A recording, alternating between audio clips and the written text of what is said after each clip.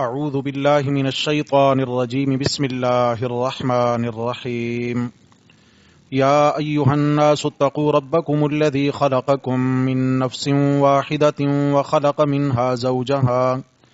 وخلق منها زوجها وبث منهما رجالا كثيرا ونساء واتقوا الله الذي تساءلون به والأرحام ان الله كان عليكم رقيبا صدق الله ومن اصدق من الله قيلا اللهم صل على سيدنا ومولانا محمد وعلى آل سيدنا ومولانا محمد وبارک وسلم ثم سلم علیہ۔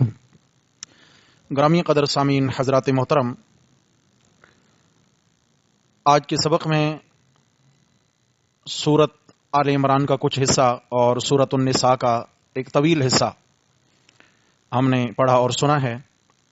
5واں پارہ مکمل ہوا، گویا آج کی نماز تراویح میں 1.5 پارہ کی تلاوت ہوئی ہے۔ پیچھے سورہ آل عمران کے جو رکوع آج پڑھے گئے ان کا کل کے سبق میں مختصر خلاصہ آپ دوستوں کی خدمت میں پیش کیا جا چکا ہے کہ اللہ تبارک و تعالی نے اس مبارک سورہ کے اندر لوگوں کو تنبیہ فرمائی ہے کہ عیسائیوں کی طرح آل عمران کے پجاری نہ بن جانا، یعنی حضرت عیسیٰ علیہ السلام، ان کی والدہ محترمہ سیدہ مریم علیہا صلوات اللہ اور ان کے دیگر گھرانے کے جو اللہ کے نیک اور برگزیدہ بندے گزرے ہیں، حضرت زکریا علیہ السلام، یحییٰ علیہ السلام وغیرہ، تو عیسائیوں نے ان کی کرامات اور معجزات کو دیکھ کر ان کو الہ اور معبود سمجھ لیا، طاقتوں اور اختیارات کا مالک سمجھ کر ان کو اللہ کا شریک ٹھہرا بیٹھے۔ عیسائیوں کے کئی فرقے ہیں، آگے ہم چلیں گے انشاءاللہ، سورہ مائدہ کے اندر ان کے فرقوں کا تذکرہ آنے والا ہے، انشاءاللہ وہاں پہ چل کے مختصر بات ہوگی۔ سورہ آل عمران کے اندر اللہ تعالیٰ نے عیسائیوں کے شرکیات اور کفریات کا رد کیا۔ آگے سورۃ النساء ہے، اور نساء کہتے ہیں خواتین کو۔ مطلب کیا ہے، آپس میں ربط اور تعلق یہ ہے، ایاک نعبد و ایاک نستعین ولا نعبد ولا نستعین البقرۃ کما فعلت الیہود ولا نعبد ولا نستعین آل عمران کما فعلت النصارى ثم نؤدی بعدها حقوق النساء، کہ اے اللہ ہم تیری ہی عبادت کرتے ہیں اور تجھ ہی سے مدد مانگتے ہیں، یہودیوں کی طرح نہ تو گائے کی عبادت کریں گے اور نہ ہی گائے سے مدد طلب کریں گے، عیسائیوں کی طرح نہ تو آل عمران کو اپنا معبود بنائیں گے اور نہ ہی ان سے غیبانہ حاجات میں مدد کا سوال کریں گے۔ ثم نؤدی بعدها حقوق النساء، اے میرے اللہ ہم آپ کے حقوق بجا لائے، حقوق اللہ ادا ہو چکے، اب حقوق العباد میں ہم اپنی عورتوں کے حقوق ادا کریں گے۔ عورتوں کے حقوق کیا مطلب ہے؟ معاشرے کی ہر عورت کے حقوق کا ذکر ہو رہا ہے سورت کے اندر، اس لیے کہ عرب کے معاشرہ میں عورت کو ایک گرا پڑا انسان سمجھا جاتا تھا اور معاشرے کا ایک بے حیثیت فرد ہو کر رہ گئی تھی عورت۔ معاشرے کے اندر اس کی کوئی حیثیت نہ رہی، حتیٰ کہ نہ وراثت میں کوئی حصہ ہے، نہ وصیت میں اس کے لیے کوئی جگہ ہے، اور نہ ہی گھر کے اندر اس کی شخصیت کی کوئی حیثیت ہوتی۔ اللہ تبارک و تعالی نے سورہ نساء کے اندر خواتین کے حقوق بیان فرمائے، گویا اسلام نے آ کر عورت کو وقار اور عزت عطا فرمائی۔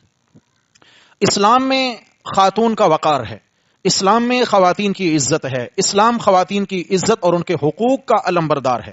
آج خواتین کے حقوق کے نام پر جتنی تنظیمیں بنی پھرتی ہیں، این جی اوز جتنی بھی دنیا میں کام کر رہی ہیں، سب ڈھونگ ہیں، سب اصل چاہتی یہ ہیں کہ مسلمان خاتون کو اس کے حقوق کا نعرہ دے کر اس کو پردے سے باہر لایا جائے، چار دیواری سے باہر لا کر اس کو عریاں اور بے حیا بنایا جائے، اور معاشرے کے اندر مسلمان عورت کی کوئی قدر نہ رہ جائے۔ اور اسلام نے ایک خاتون کو جو وقار اور عزت دی ہے، اس کو گھر کی چار دیواری میں رکھا، اور مرد پہ ساری ذمہ داریاں ڈال دی ہیں کہ تو نے باہر سے کما کے لانا ہے، روٹی کپڑا مکان، یہ عورت کی ذمہ داری نہیں، کس کی ذمہ داری ہے؟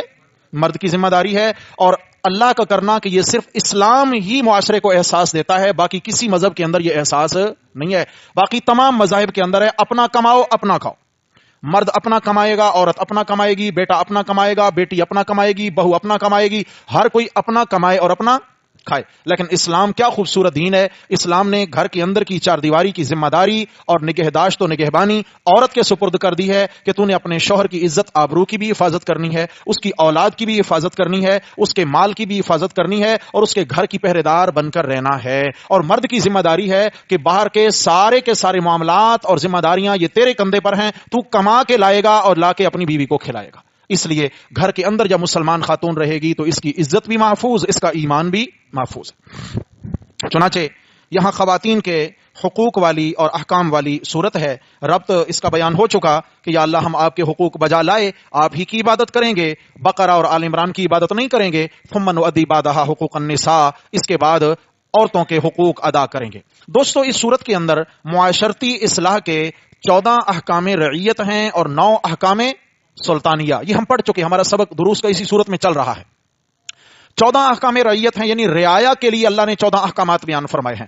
رعایا ان 14 احکامات کو فالو کرے گی تو معاشرہ ایک گلوں کا گلستان بن جائے گا، اور یہاں امن ہی امن ہوگا، آشتی ہوگی، سکون ہوگا، یہاں خوشبو ہوگی، یہاں ادب ہوگا، یہاں احترام ہوگا۔ اور آگے چلے تو 9 احکام سلطانیہ ہیں، مسلمان بادشاہوں اور حکمرانوں اور بڑوں کو کے لیے اللہ نے 9 احکامات بیان فرمائے ہیں کہ مسلمان حکمرانوں تم نے اپنی یہ 9 ذمہ داریاں نبھانی ہیں، تم یہ ذمہ داریاں نبھاؤ۔ رعایا اپنی ذمہ داری نبھائے، جب ہر کوئی اپنی اپنی ذمہ داری نبھائے گا تو ایک مملکت اسلامیہ کے اندر انشاءاللہ سکون اور امن ہی امن ہوگا۔ اللہ اکبر۔ آج مسئلہ یہ ہے، بے سکونی کی سب سے بڑی وجہ یہ ہے کہ ہر بندہ اپنے حقوق کی جنگ لڑ رہا ہے۔ ہر بندہ رونا روتا ہے میرا حق میرا حق میرا حق۔ اگر ہر بندہ یہ فکر میں لگ جائے کہ میں کسی کا حق پامال نہ کروں، میری بہن کا حق، میرے بھائی کا حق، میری ماں کا حق، میرے باپ کا حق، ہاں جی میری بیوی کا حق، میرے بچوں کا حق، میرے پڑوس کا حق، فلاں کا حق، فلاں کا حق، جب دوسروں کے حقوق کی ہر کوئی فکر کرے گا تو کسی کو بھی اپنے حقوق کا رونا نہیں رونا پڑے۔ آج مسئلہ یہ ہے، آج ہمیں اپنے حقوق کی فریاد کرنا یاد ہے، دوسروں کے حقوق بھلے ہم دبائے بیٹھے ہوں۔ میرے بھائیو یاد رکھنا، اسلام میری آپ کی نماز، تہجد، روزہ، تلاوت، ذکر، تسبیحات کی کثرت، اسلام کو اس سے کوئی سروکار نہیں ہے۔ کیوں؟ اس کا تعلق میری آپ کی ذات سے ہے۔ نمازیں میں اپنے لیے پڑھوں گا، تلاوت میں اپنے لیے کروں گا، ذکر اذکار میں اپنے لیے کروں گا۔ اسلام معاشرتی دین ہے۔ اسلام ایک معاشرہ دیتا ہے، ایک معاشرے کو وجود دیتا ہے، اور معاشرے کو وجود دے کر معاشرتی احکامات اور حقوق کی تعلیم دیتا ہے۔ جب تک کہ ہم معاشرے کے اندر لوگوں کے حقوق کی ادائیگی کی فکر نہیں کریں گے، دوسروں کے حقوق کا لحاظ نہیں کریں گے، دوسروں کے حق کا احترام نہیں کریں گے، تب تک معاشرے کے اندر میرے آپ کی تہجد سے امن آ سکتا نہیں ہے۔ یاد رکھیے گا، یہ چھینا، یہ جھپٹی، یہ حقوق کی پامالی، یہ پنجہ مروڑی جو کچھ چل رہا ہے، اس کی سب سے بڑی وجہ یہ ہے کہ آج ہمارے اندر دین عبادات کی حد تک رہ گیا ہے، اور معاشرتی جو ایک بڑا پہلو تھا وہ ہماری زندگیوں سے نکل چکا۔ اللہ تبارک و تعالی نے یہاں پر 14 احکام رعیت بیان فرمائے، ان میں رعایا میں سب سے جو کمزور طبقہ ہے وہ یتیموں کا طبقہ ہے۔ کون سا؟ یتیم بچے، یتیم بچیاں۔ یتیم بچوں اور بچیوں کے حقوق کا اسلام تحفظ کرتا ہے، اور اسلام نے سب سے پہلے یتیموں کا حال بیان کر کے فرمایا وَآتُوا الْيَتَامَىٰ أَمْوَالَهُمْ، یتیموں کو ان کے مال دے دیا کرو، یتیموں کے مال مت ہتھیایا کرو۔ وَلَا تَتَبَدَّلُوا الْخَبِيثَ بِالطَّيِّبِ، اور اگر یتیم تمہارے گھر میں ہے، اس کا مال تمہاری کسٹڈی میں ہے، تو اس کے عمدہ مال کے ساتھ اپنے ردی مال کا تبادلہ نہ کر لیا کرو۔ وَلَا تَتَبَدَّلُوا الْخَبِيثَ بِالطَّيِّبِ وَلَا تَأْكُلُوا أَمْوَالَهُمْ إِلَىٰ أَمْوَالِكُمْ، اور ان کے مال اپنے مالوں میں ملا کر خلط ملط کر کے کھا بھی نہ جایا کرو۔ اس طرح نہیں، بہانے مت ڈھونڈو یتیموں کا مال کھانے کے، إِنَّهُ كَانَ حُوبًا كَبِيرًا۔ پھر آگے چلے تو اللہ تبارک و تعالی نے یتیموں کے مال کہ جہاں فکر دلائی ہے معاشرے کو، وہاں یتیم بچیوں کے نکاح کا مسئلہ بھی بیان فرما دیا، کیونکہ انسان اپنی بیٹی کے لیے تو عمدہ گھر ڈھونڈتا ہے، اچھا لڑکا مل جائے، اچھا گھرانہ مل جائے، مال والا ہو یا دین والا ہو، حسن و جمال والا ہو، ویل سیٹلڈ ہو۔ لیکن اگر یتیم بچی گھر کے اندر موجود ہے، بھائی کی بچی ہے، بہن کی بچی ہے، کسی اور عزیز کی بچی ہے، کوئی اگر یتیم بچی گھر میں موجود ہے تو اس کے لیے چلے گا، کوئی بھی آ جائے بہرحال ہاتھ پکڑا دو اور چلتا کرو، رخصتی کرنی ہے۔ تو شریعت نے اصلاح فرمائی کہ خبردار، جس طرح اپنی بیٹی کے لیے تم فکر مند ہوتے ہو، یتیم بچی کے لیے بھی اسی طرح فکر کیا کرو، کسی یتیم بچی کا خدا نخواستہ حق نکاح پامال نہ ہو جائے۔ اور جب نکاح اس سے کوئی نکاح کرے تو فرمایا وَإِنْ خِفْتُمْ أَلَّا تُقْسِطُوا فِي الْيَتَامَىٰ فَانكِحُوا مَا طَابَ لَكُم مِّنَ النِّسَاءِ۔ فرمایا ایک تو مسئلہ یہ ہے کہ جب تم یتیم بچیوں سے نکاح کرو تو ان کا مہر ادا کیا کرو، اس لیے کہ مہر ایک عورت کا حق ہے اور حق واجبہ ہے۔ شادی کے اندر کوئی خرچہ اسلام نے لازم نہیں کیا، واجب نہیں ہے، فرض نہیں ہے، کوئی خرچہ بھی فرض نہیں ہے، واجب نہیں ہے۔ شادی کے اندر ایک ہی خرچہ ہے جس کو واجب قرار دیا، اور وہ مرد کے ذمہ اپنی بیوی کا مہر ادا کرنا ہے۔ کیا چیز؟ مہر ادا کرنا ہے. اور مہر کی مقدار یہ تو آپ جانتے ہیں, یا تو یہ ہے کہ مہر فاطمیہ ہے, یا معاشرتی اعتبار سے مہر مثل ہے, گھر میں عمومی طور پر جو دیگر بچیوں کے مہر مقرر ہوئے اس کا بھی ان کے برابر مہر رکھ لیا جائے. یا پھر یہ ہے کہ مرد کی مالی حیثیت کو دیکھ کر مہر مقرر کر لیا جائے, اگر اچھا کماتا ہے تو اچھا مہر رکھ لیا جائے, اور اگر کمزور ہے مالی اعتبار سے تو اس کی مالی حیثیت کو دیکھ کر مہر مقرر کیا جائے. پھر مرد کی ذمہ داری ہے کہ وہ پہلی فرصت میں اپنی بیوی کا, بولو بھائی, مہر نہیں ہوتا بھائی, مہر کیا لفظ ہے, مہر ادا کرے پہلی فرصت میں مہر. اور ہم پہلی فرصت میں کیا کرتے ہیں جی, مہر لکھ دیں استاد جی غیر معجل. ہاں ڈاکٹر صاحب کیا لکھ دیں, ہاں غیر معجل, او لٹکا دیا جاتا ہے غیر معجل غیر معجل غیر معجل, پوتے نواسوں والی ہو جاتی ہے, اور ابھی تک دادا ابو نے مہر ادا. ہم حنفیہ مسجد میں ہوتے تھے تو وہاں ایک تحریک چلی, اس طرح درس قرآن ہوتا تھا. پھر قرآن تو انقلابی کتاب ہے, تو بہرحال یہ تھا کہ بھئی مہر ادا کرنے ہیں. بڑے بوڑھے بوڑھے بابے پھر میدان میں اترے, اور انہوں نے آ کر جناب پوچھنا شروع کیا, جی میری شادی کو 60 سال ہو گئے مہر ادا نہیں کیا, کوئی کہتا جی 50 سال ہو گئے مہر ادا نہیں کیا, اور الحمدللہ آپ کے بھائی نے 60 سالہ شادیوں کے بھی مہر ادا کروائے تھے.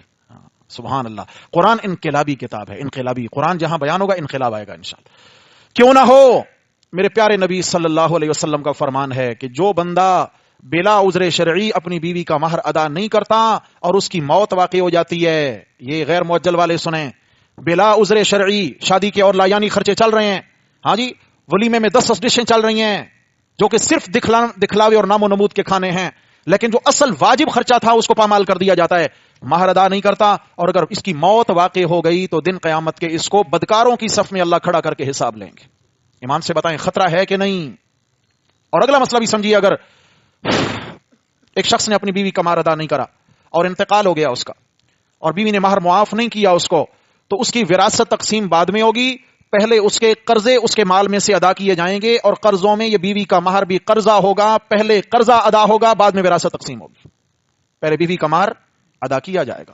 تو بتائیے کیا یہ شریعت میں عام ہے یا اہم ہے؟ بولو بھائی اہم ہے. اس لیے آسانی پیدا کریں, جو شادی کر رہا ہے لڑکا اس کی مالی حیثیت کو دیکھ کے مہر مقرر کرے, اسے کہے بھائی رکھیں گے تیری حیثیت کے مطابق مگر میدان میں ادا کرنا ہوگا. سمجھا کہ یہ شادی کے وقت ہی پہلی ملاقات میں اپنی اہلیہ کو ادا کر دے, اس لیے کہ یہ اس کا کیا ہے, حق ہے. شریعت نے یہی تو ایک واجب حق رکھا ہے آغاز میں. تو چنانچہ فرمایا کہ جب یتیم لڑکیوں سے شادی کرو تو ان کے مہر ادا کیا کرو. اور پھر آگے اللہ تعالیٰ نے یتیموں کے حوالے سے چل کر آیت نمبر 10 کے اندر بڑا انقلابی انداز اپنایا. فرمایا ان الذین یأکلون اموال الیتامی ظلما انما یأکلون فی بطونہم نارا وسیصلون سعیرا. جو لوگ یتیموں کا مال ناحق طریقے سے کھا جاتے ہیں, وہ یہ نہ سمجھے کہ میں نے یتیم کا مال کھایا ہے, اس کی جائیداد کھائی ہے, اس کا گھر دبایا, اس کی دکان پہ قبضہ, اس کے پلاٹ پہ قبضہ, یا اس کا مہر میں نے کھایا. فرمایا نہیں, وہ حقیقت میں اپنے پیٹ میں جہنم کی آگ بھر رہا ہے. کیا کر رہا ہے بھائی؟ وَسَيَصْلَوْنَ سَعِيرًا, مرنے کی دیر ہے, بھڑکتی آگ کا ایندھن بنے گا. حضرت حمدون کسار رحمت اللہ تعالی علیہ بڑے اللہ کے نیک ولی گزرے ہیں, عالم تھے. ان کو پتا چلا, کسی نے بتایا حضرت آپ کے جو فلاں دوست ہیں ان کا آخری وقت ہے اور انہوں نے آپ کو یاد کیا ہے. تو اپنے شاگردوں کو ساتھ لیا اور دوڑے دوڑے پہنچے وہاں. عشاء کا وقت ہو گیا تھا, اور جب ان کے گھر میں داخل ہوئے تو ان کے جو دوست تھے ان کا آخری وقت چل رہا ہے, وہ بھی اللہ کے بڑے نیک بندے تھے. اور یہ جب جا کے ان کے پاس بیٹھے تو اللہ کی قدرت کے روح پرواز ہونا شروع ہو گئی. اندھیرا تھا, بتی وہ تیل کا جو دیا ہوتا تھا وہ جل رہا تھا. جو ہی روح قبض ہو گئی تو حضرت جلدی سے اٹھے اور بتی بجھا دی. شاگردوں نے کہا حضرت یہ کیا کیا آپ نے, اب تو روشنی کی ضرورت ہے, میت کی تجہیز و تکفین کرنی ہے, ان کو سنبھالنا, پٹی باندھنا, سیدھا کرنا, آپ نے اندھیرا کر دیا. فرمایا بھائی جس نے روشنی کرنی ہے وہ اپنی جیب سے تیل اور بتی کا انتظام کرے. جب تک یہ زندہ تھے تو یہ تیل اور بتی ان کا مال تھا, اب یہ زندہ نہیں رہے, اب یہ تیل اور بتی ان کے یتیموں کا حق ہے, اور وہ جلا کر ہمیں اس سے روشنی حاصل کرنے کا اسلام کوئی حق نہیں دیتا. یہ اللہ کی ولیوں کی تعلیم ہے میرے بھائیوں. اور آج کیا ہو رہا ہے, جنازہ ادھر پتہ چلا کہ جناب انتقال ہو گیا تو کفن کا آرڈر بعد میں دیا جاتا ہے اور دیگوں کا آرڈر ہوتا نہیں ہوتا. پہلے کھانا, پہلے کڑوی روٹی ہوگی, کڑوی روٹی کہتے ہیں نا, وہ دفنا کے جو واپس آئیں گے اور آ کے کھائیں گے. اور پھر اس کے بعد کیا ہے جی, تیجا, پھر 40واں, پھر برسی. ایمان سے بتائیں یہ محلے والے چندہ کرتے ہیں یا وہی یتیموں کا مال ہوتا ہے؟ کن کا مال ہوتا ہے؟ یہ وہی جس کے گھر میں انتقال ہو چکا, اس کے چھوٹے چھوٹے بچے ہیں, یتیم ہیں, اب یہ ان کا مال تھا. پہلے دن سارا محلہ پلٹ پڑا جنازہ پڑھ کے, سب نے یتیموں کے مال پہ ہاتھ صاف کیے. پھر تیجے والے دن پلٹ پڑے, پھر یتیموں کے مال پہ ہاتھ صاف کیے. کچھ بچ رہا تو 40ویں والے دن آئے اور پھر ستیہ ناش کر دیا, اور پھر برسی. کیا ہوتا ہے میرے بھائیو, یتیموں کا مال کھاتے کھاتے کھاتے اس حال تک پہنچ جاتے ہیں کہ میرے رب نے فرما دیا جو یتیموں کا مال ناحق طریقے سے کھاتے ہیں وہ یہ نہ سمجھے کہ ہم بریانیاں کھا رہے ہیں, ہم کھانے کھا رہے ہیں, وہ اپنے پیٹ میں جہنم کے انگارے بھرتے. قرآن کا پیغام ہے میرے دوستو. تراوی میں سن لینا کافی نہیں ہے. قرآن کی دعوت کیا ہے, قرآن کا پیغام کیا ہے. قرآن انقلابی کتاب ہے. اگر انشاءاللہ ہمارے اندر یہ احساس پیدا ہو جائے گا تو معاشرے میں امن پیدا ہو جائے گا. ہاں جی, یتیم کے مال کا تحفظ. فرمایا آگے کہ اگر تم یتیم لڑکی سے شادی کر کے خوف زدہ ہو کہ کہیں اس کے حقوق پامال نہ ہو جائیں, اللہ ناراض نہ ہو جائے, تو فرمایا فنکحوا ما طاب لکم من النساء, دنیا میں عورتوں کی کمی نہیں ہے, جو تمہیں اچھی لگیں ان سے نکاح کرو. مثنی و ثلاث و رباع, 2 3 4 تک تمہیں اجازت ہے, لیکن شرط کیا ہے, تم نے انصاف کرنا ہے. کیا کرنا ہے؟ کھانا پینا, رہائش, وقت, ان سب کے درمیان تم نے کیا ہے, موافقت رکھنی ہے, برابری رکھنی ہے. اگر کہیں گڑبڑ ہو گئی, آپ علیہ السلام نے فرمایا دن قیامت کے ایک شخص آئے گا حشر کے میدان میں اور اس کے بدن کا ایک حصہ فالج زدہ ہوگا. ہاں جی, اٹھتا گرتا پڑتا وہ حشر کے میدان میں آئے گا. لوگ پوچھیں گے اس نے کیا جرم کیا, تو فرشتے بتائیں گے کہ یہ 2 شادیوں والا تھا, اس نے 2 نکاح کیے, ایک بیوی کو پوچھتا تک نہ تھا اور ایک کی جانب اس کی مکمل توجہ رہتی تھی. اور جو دنیا میں اپنی بیویوں کے ساتھ انصاف نہ کرے, دن قیامت کی اللہ اس پہ فالج کا مرض ڈال کر اس کو قبر سے کھڑا کریں گے. وہ مفلوج ہوگا. تو میرے بھائیو, شادیاں صرف شوق پورا کرنے کا نام نہیں ہے, شادیاں تو بڑی ذمہ داری سکھاتی ہیں. فرمایا فَإِنْ خِفْتُمْ أَلَّا تَعْدِلُوا فَوَاحِدَةً, اگر تمہیں خطرہ ہو کہ انصاف نہیں کر پاؤ گے زیادہ شادیوں میں, فواحدہ, بس ایک ہی کافی ہے. پھر اور جن کی ایک بھی نہیں ہے ہاں بھائی نوجوانوں, پھر کیا بنے گا؟ اس حال میں مر گئے تو کیا ہوگا؟ جنت میں کوئی بھی کنوارا نہیں ہوگا بھائی. ہاں جنت میں, جی جنت کنواروں کا گھر نہیں ہے. ہاں جنت تو فیملی والوں کا گھر ہے, اس لیے بہتر ہے یہاں فیملی بنا لو. ایمان کی تکمیل ہے میرے بھائیو, ایمان کی تکمیل ہے. اس گئے گزرے دور کے اندر نکاح بہت بڑی عبادت ہے, یاد رکھنا, بہت بڑی عبادت ہے. اللہ اکبر, اللہ اکبر.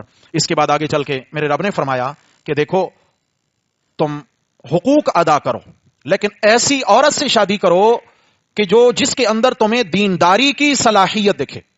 ایسے نہیں بس ٹھیک ہے جی بھرتی کرتے جاؤ, نکاح, گھر کو جہنم مت بناؤ. اگر دینداری عورت کے اندر نہیں ہے تو گھر کیا بنے گا؟ جی گھر جہنم بنے گا. اپنے ہونے والی اولادوں اور نسلوں کو بہترین ماں کا تحفہ دو, بہترین ماں جو اس کی دینداری کی فکر کر سکے, اور جو اولاد کی دینداری کی فکر نہ کر سکے اس کو ماں بننے کا کوئی حق نہیں ہے, کوئی حق نہیں. نبی علیہ الصلوۃ والسلام نے فرمایا کہ مسلمان کی خوش بختی کے 3 پہلو ہیں. کتنے بھائی؟ کسی کی خوش نصیبی دیکھنی ہو تو 3 پہلو ہیں. نمبر 1 اپنا گھر ہو. کیا؟ ہاں یہ اپنا گھر, یہ اللہ کی بڑی نعمت ہے. پوچھو ان سے جو کرائے پہ ہوں اور کبھی ادھر کبھی ادھر, کبھی ادھر کبھی ادھر, پریشان کن زندگی ہو جاتی ہے. اپنا گھر خوش بختی کی دلیل ہے. نمبر 2 نیک بیوی یہ خوش بختی کی دلیل ہے. اور بقدر کفایت رزق حلال, اللہ رزق حلال کی فراوانی عطا فرما دیں تو یہ بھی اس کی خوش بختی کی دلیل ہے. اس لیے کہ کاد الفقر ان یکون کفرا, بسا اوقات یہ غربت انسان کو کفر کرنے پہ مجبور کر دیتی ہے. اللہ بقدر کفایت رزق حلال عطا فرمائیں, الحمدللہ. چنانچہ اس کے بعد آگے چل کے فرمایا کہ حقداروں کو ان کے حقوق ان کی دہلیز تک پہنچاؤ. للرجال نصیب مما ترک الوالدان والاقربون وللنساء نصیب مما ترک الوالدان والاقربون. فرمایا مردوں کے بھی حقوق ہیں اور عورتوں کے بھی حقوق ہیں. ماں باپ اور رشتہ دار جو چھوڑ مرے اس میں مردوں کا بھی حصہ ہے اور عورتوں کا بھی. پھر آگے چلے یوصیکم اللہ فی اولادکم للذکر مثل حظ الانثیین. فرمایا مردوں کے بھی حقوق ہیں, وراثت میں عورتوں کے بھی حقوق ہیں. بڑا عجیب انداز ہے. عرب کے معاشرے میں یہ دستور تھا کہ اگر باپ فوت ہو جاتا تو ان کے یعنی کثیر اگر اولادیں ہوتی, بیٹے زیادہ ہوتے, تو ان میں سے دیکھا جاتا کون جنگ لڑنے کے قابل ہے, پہلوان ہے, جنگ لڑنے کے قابل ہے, کون اپنے خاندان کی حفاظت کرنے پر قدرت رکھتا ہے. تو جتنی وراثت ہوتی مال اٹھا کے سارا اس پہلوان کو دے دیا جاتا. کیوں بھائی؟ قربانی کا بکرا یہی بنے گا تو لہٰذا کھلو پلو بھی اسی کو, سارا اسی کا ہو جاتا. تو یہ ایک بڑی بے راہ روی کا فیصلہ ہوتا تھا, ناجائز اور گناہ کا فیصلہ ہوتا. اس میں مردوں میں بھی کئی سارے بیچارے, خاص کر جو معذور ہوتے, ہاں جی اپاہج ہوتے, معذور ہوتے, کمزور ہوتے, ان کو بھی محروم رکھا جاتا. اور عورت تو بیچاری اپنے حق میں بول تک نہیں سکتی تھی, اس کو بالکل وراثت میں کوئی حصہ نہیں دیا جاتا تھا. اسلام آیا اور اسلام نے آ کر تفصیلات بیان کی ہیں. چنانچہ میرے بھائیو اس رکوع میں اور آگے سورہ نساء کے اندر جہاں جہاں بھی وراثت کے مسئلے بیان ہوئے, وراثت کی تقسیم کی 16 نوعیتیں قرآن بیان کرتا ہے. کتنی؟ 16 طریقے ہیں وراثت کی تقسیم کے. ہم یہاں درسوں میں تفصیل سے پڑھ چکے ہیں. 16 نوعیتیں ہیں کہ بھئی مثال کے طور پر جی بیٹے اور بیٹیاں ہیں وہ کیسے تقسیم ہوگا, صرف بیٹیاں ہیں کیسے تقسیم ہوگا, ایک بیٹی ہے کیسے تقسیم ہوگا, پھر کیا ہے جی شوہر بیوی کا کتنا وارث ہوگا, بیوی شوہر کی کتنا وارث ہوگی. اس طریقے سے مختلف طریقے ہیں وراثت کے, حسب کے اعتبار سے بھی ہے یعنی نسب کے اعتبار سے بھی ہے, سبب کے اعتبار سے بھی ہے. یہ وراثت کی تقسیم قرآن بیان کرتا ہے.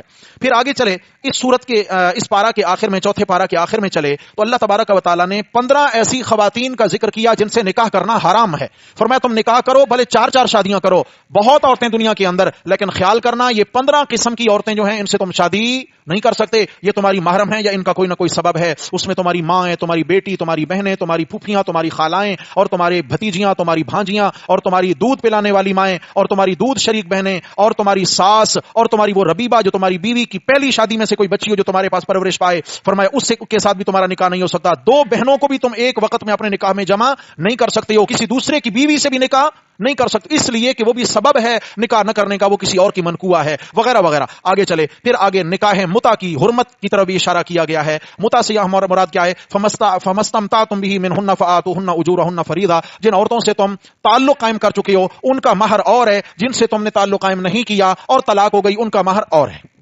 اس کا یہاں مسئلہ یہ ہے کہ رخصتی ہو چکی ہے، اور رخصتی ہونے کے بعد اگر طلاق دے دی ہے تو پورے کا پورا مہر دینا پڑے گا. اور رخصتی نہیں ہوئی اور کسی وجہ سے پہلے ہی جدائی ہو چکی ہے، اب بھی مرد کے ذمہ آدھا مہر واجب ہے. کتنا ہے جی آدھا مہر. قرآن کہتا ہے پھر بھی کیا ہے؟ واجب ہے. یہاں ان حقوق کو بیان کر کے آگے فرمایا کہ نکاح تو کرو، لیکن نکاح کرنے کا مقصد پاک دامن ہونا ہے، محسنین غیر مصافحین. فرمایا صرف اپنی خواہشات کی تکمیل نہیں ہے، بلکہ اس لیے نکاح کرو تاکہ ہمارا ایمان مکمل ہو جائے. کیا ہو جائے بھائی؟ ایک صحابی نے کہا میں تو کبھی شادی نہیں کروں گا، نہ بیوی ہوگی، نہ بچے ہوں گے، نہ بکھیڑے ہوں گے، ساری رات اللہ اللہ کروں گا، مصلے پہ رات گزاروں گا، اور سارا دن اللہ کی عبادت، ذکر اذکار، روزے وغیرہ. بھائی یہ شادیاں وادیاں نہیں ہوتی. آپ علیہ السلام ناراض ہو گئے. آپ نے فرمایا کہ النکاح من سنتی، نکاح میرا طریقہ ہے. ارے معصوم نبی کا طریقہ ہے. کس کا؟ فمن رغب عن سنتی فلیس منی. جو میرے طریقے سے منہ موڑے گا اس کا میرے سے کوئی تعلق. معلوم ہوا کہ کوئی اگر کہتا ہے کہ میں نکاح نہ کر کے پاک دامن رہوں گا تو یہ اس کا جھوٹ ہے جی، وہ اپنے آپ کو دھوکہ دے رہا ہے. اللہ کے نبی صلی اللہ علیہ وسلم جو معصوم ہیں، چھوٹے بڑے گناہ سے پاک ہیں، جب ان کو نکاح کی ضرورت ہے تو گناہ گاروں کو بطریقے اولا ضرورت ہے. پھر میرے بھائیو آگے چلے تو اللہ تبارک و تعالی نے میاں بیوی کے تعلق کو بیان کیا کہ ایک گھر میں اگر رہتے ہیں، نکاح میں ہیں، تو لازمی بات ہے کہ کبھی آپس میں انبن ہو جائے گی. کبھی کبھی بولو چلو بھائی، جو بولتے ہیں کبھی کبھی ان کو کبھی کبھی مبارک، جو خاموش ہیں ان کو اللہ اکبر اللہ اکبر. یہ رشتہ بہت اہم ہے. چھوٹی سی بات پہ ایک دم بیوی کو گھر سے نکال دیا، چھوٹی سی بات پہ ٹھک سے فیصلہ، فارغ نہیں، یہ طریقہ نہیں ہے. قرآن مجید میں کے اندر بڑی خوبصورت طریقے سے اس مسئلے کو سلجھایا گیا. فرمایا واللاتی تخافون نشوزہن، جن عورتوں کی بدخواہی کا تمہیں خطرہ ہو، یعنی بد اخلاق ہو گئی ہیں، ان کے اخلاق متاثر ہو چکے ہیں، اور شوہر کی کوئی حیثیت اور ویلیو ان کی نظر میں نہیں ہے، اور شوہر کی کوئی عزت نہیں کرتی. تو فرمایا تم نے کیا کرنا ہے؟ پہلا قدم اصلاح کا، فعظوہن، ان کو خود سمجھاؤ. شوہر خود بیوی کو سمجھائے، کسی اور کو جج نہ بنائے. گھر کا مسئلہ گھر میں حل کرو، گھر کی بات باہر نہ نکالو. فعظوہن، خود سمجھائے. اگر وہ سمجھ جائے تو بہت اچھی بات، اگر نہ سمجھے وہجروہن فی المضاجع، بستر الگ کر لو، تعلقات قائم نہ کرو، بول چال بند کر دو، بے رخی کا اظہار کرو. دانا عورت ہوگی تو اپنے شوہر کی بے رخی برداشت نہیں کرے گی. یہ گھر ٹوٹنے کا الارم ہے، الارم. یہ وارننگ ہے کہ گھر ٹوٹنے کی طرف جا رہا ہے. دانا عورت اس وارننگ کو سمجھ جائے گی اور فوراً اپنے شوہر کے ساتھ اپنے تعلقات، اپنے معاملات بحال کر لے گی اور اپنے گھر کو بچا لے گی. فرمایا اگر پھر بھی نادان ہے اور وہ شوہر کی اس بے رخی کو بھی سنجیدہ نہیں لے رہی، وَضْرِبُوهُنَّ، اب شوہر اگر بیوی پہ ہاتھ اٹھائے تو ہاتھ اٹھانا جائز. وَضْرِبُوهُنَّ، ہاتھ اٹھا سکتا ہے شوہر اپنی بیوی پہ. فَإِنْ أَطَعْنَكُمْ، اگر بیوی اطاعت قبول کر لے، اگر بیوی کہنا مان لے اور اپنی اصلاح کر لے، فَلَا تَبْغُوا عَلَيْهِنَّ سَبِيلًا، تو خامخواہ بات نہ بڑھاؤ. بات سمجھ آ رہی ہے؟ خامخواہ آگے بات نہ بڑھاؤ، پھڈا نہیں پیدا کرنا. فرمایا بات ختم کرو. پھر فرمایا وَإِنْ خِفْتُمْ شِقَاقَ بَيْنِهِمَا فَابْعَثُوا حَكَمًا مِّنْ أَهْلِهِ، پھر بھی اگر بات نہیں بنی، مار پیٹ کے باوجود بھی اگر بات نہیں بنی، تو اب کیا کرنا ہے؟